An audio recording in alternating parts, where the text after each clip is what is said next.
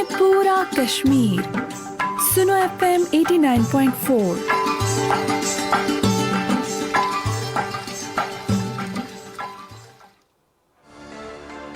सुनो FM 89.4 Kashmir network पर आप सुन रहे हैं प्रोग्राम बाखबर कश्मीर सईदुर रहमान सिद्दीकी के साथ।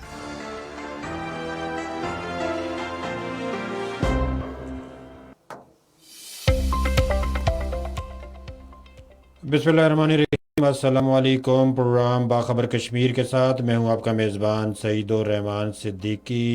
बाखबर कश्मीर में अक्सर हम मकबूजा कश्मीर में होने वाली इंसानी हकूक़ की खिलाफ वर्जियों पे बात करते हैं, वहाँ होने वाले मज़ालिम पे बात करते हैं, वहाँ जो भारत ने एक जुल्म व सितम का बाज़ार गर्म किया हुआ है उस पर हम बात करते हैं। आज भी हम इसी मौजू पे मुनासबत से बात करेंगे। आज ही के दिन यानी 21 जनवरी 1990 को श्रीनगर के नवाई इलाके गांव कदल में तकरीबन जो है ना 50 से ज़ायद निहत्ते कश्मीरियों को इंतहाई बेदर्दी के साथ शहीद कर दिया गया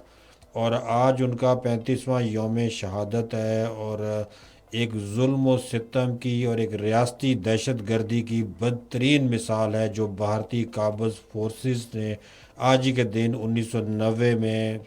कश्मीर के दारुल-हुकूमत मकबूजा कश्मीर के दारुल-हुकूमत श्रीनगर में कायम की। जुल्म व ज़्यादती, बर्बरियत, सफाकियत, मावराए अदालत, दहशत गर्दी जिसको रियासती दहशत गर्दी भी कहा जाता है, उसकी एक बदतरीन मिसाल भारतीय फोर्सेस ने कायम की और उस पे आज कश्मीरी कौम सरापा एहतजाज है। दुनिया में अगर ज़मीर नाम की चीज़ मौजूद होती, दुनिया में कोई थोड़ी भी अखलाकी कदरों की नाम की चीज़ मौजूद होती तो यकीनन आज पूरी दुनिया इसका सोग मना रही होती और आज पूरी दुनिया इस जो है ना पब्लिक आम निहत्ती सिविल पब्लिक के कत्लेआम पे वो एहतजाज बुलंद कर रही होती। लेकिन शायद कश्मीर से दुनिया गाफिल है। मुझे बड़े अफसोस के साथ ये बात कहनी पड़ रही है। सिर्फ पाकिस्तान एक वाहिद मुल्क है जो कश्मीर के मसले की पुष्ट पे हमेशा खड़ा रहा है। कश्मीर में होने वाले हर जुल्म के वाक़े पे उसने आवाज़ बुलंद की है। कश्मीर में होने वाली इंसानी हकूक़ की हर खिलाफ वर्जी पे उन्होंने आवाज़ बुलंद की है। और कश्मीर में जो कुछ इस वक्त हो रहा है या शुरू से होता आया है उसे पाकिस्तान हमेशा सरापा एहतजाज और बात करता हुआ हमें नज़र आया है। लेकिन बदकिस्मती से दुनिया इन मुजालिम को समझ नहीं रही। दुनिया इन मुजालिम पे जो है ना खामोश है और भारत जो है वो दुनिया का एक बड़ा अपने आप को एक सेकुलर और पुरअमन और बड़ा एक तरक्की याफ्ता मुल्क ज़ाहिर करने की नाकाम कोशिश करता है। लेकिन भारत की जो सफाकियत है, बर्बरियत है, जनूनियत है, इंतहा पसंदी है, दहशत गर्दी है, वो अब आश्कार है दुनिया के सामने। इस तरह के इक़दामात के नतीजे में दुनिया ख्वाह खामोश हो, आवाज़ ना भी उठाए, लेकिन दुनिया भारत का हकीकी चेहरा बखूबी समझती है कि कैसे जुल्म व ज़्यादती और इंसानी कदरों की तज़लील करना, इंसानों को जो है ना वो जो है वो या तो पाबंद सलासल बनाना या फिर उनका कत्लेआम करना एक रवायत बन चुका है। भारतीय फौजियों ने 21 जनवरी 1990 को श्रीनगर के इलाके गांव कदल में पुरअमन मुजाहिरीन पर धुंध फायरिंग की जिसके नतीजे में 50 से ज़ायद निहत्ते कश्मीरी शहीद हुए और कई ख़वातीन की बेहुरमती हुई। और कुल जमाती हुर्रियत कॉन्फ्रेंस ने आज इस पे बड़ा एहतजाज किया है और हुर्रियत कायदीन ने भारत के इस रवैये पे बड़ी एक जो है ना मज़म्मत का इज़हार किया है कि किस तरह से भारत इतने बड़े बड़े ज़ालिमाना वाक़यात कर चुका है और हर दिन तकरीबन हमें मनाना पड़ता है यौम सोग के तौर पे, यौम मज़म्मत पे और यौम एहतजाज पे जो मज़ालिम, जो ज़्यादतियाँ, जो इंसानी हकूक़ की बदतरीन खिलाफ वर्जियाँ कश्मीर के अंदर होती हैं और जिस तरह से वहाँ पे कश्मीरियों के साथ सलूक हो रहा है। गाँव कदल में जिस तरह से शहादतें हुई और 50 शहादतें, निहत्ते सिविलियन की शहादतें हैं भारतीय फ़ौजियों के हाथों, और मैं समझता हूँ कि किसी भी रियासत की जानिब से इससे बड़ा जुल्म, इससे बड़ी ज़्यादती, इससे बड़ी इंसानी हकूक़ की खिलाफ वर्जी और कोई भी नहीं हो सकती। तो कश्मीर में कोई एक वाक़या नहीं है, ऐसे सैकड़ों वाक़यात हैं कश्मीर की तारीख़ अगर आप देखेंगे जब से भारतीय कब्ज़ा वहाँ पे हुआ है। اس طرح کے سینکڑوں واقعات ہیں کہ کیسے وہاں پہ انسانوں کو ظلم و زیادتی کا نشانہ بنایا جاتا رہا، کیسے انسانوں کو وہاں پہ ان کا خون سے وہ زمین رنگین ہوتی رہی، کیسے وہاں کی عفت ماؤں بہنوں بیٹیوں کی عزتوں کے ساتھ کھلواڑ ہوتا رہا، کیسے وہاں لوگوں کی فصلیں، لوگوں کے پھلوں کے باغات بھارتی دہشت گرد فوج کے ہاتھوں جلائے جاتے رہے، کیسے وہاں پہ جو ہے نا بچوں کو نشانہ بنایا جاتا رہا، کیسے وہاں بچوں کے چہروں کو پیلٹ کی گولیوں کے ساتھ جو ہے نا وہ داغدار کیا جاتا رہا، کیسے وہاں مساجد کو نشانہ بنایا جاتا رہا، کیسے وہاں